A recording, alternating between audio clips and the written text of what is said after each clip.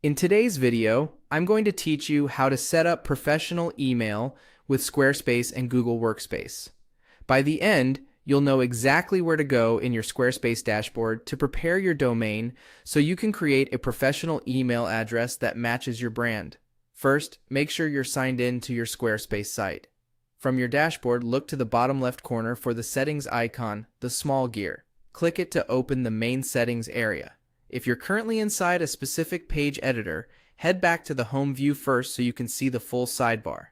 This settings panel is where you control your site's technical and account basics, so it's the right place to begin when setting up email. Inside settings, select domains and email. Squarespace groups your web address and email tools together here because a professional inbox depends on your domain. Managing them side by side helps keep things clear and avoids extra back and forth later.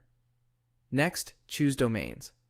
Before you can create an email address on your own domain, you need to either register a new domain through Squarespace or connect one you already own.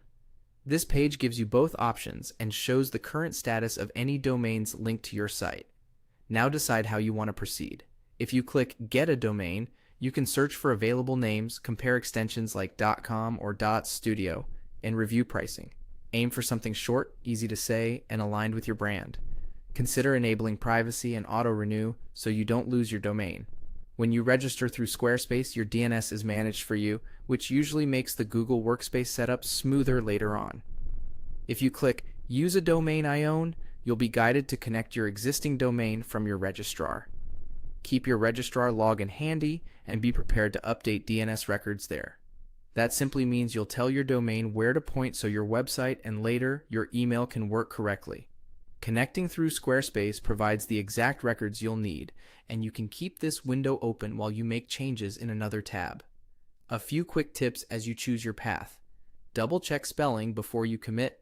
Decide on your primary domain up front if you're using more than one, and keep any sensitive account information private.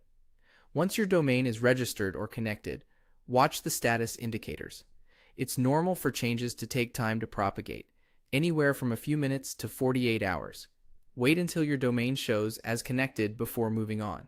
With your domain in place under Domains and Email, you're ready to proceed to Google Workspace from the same area and create your branded inbox. That foundation is now set for a professional, trustworthy email presence.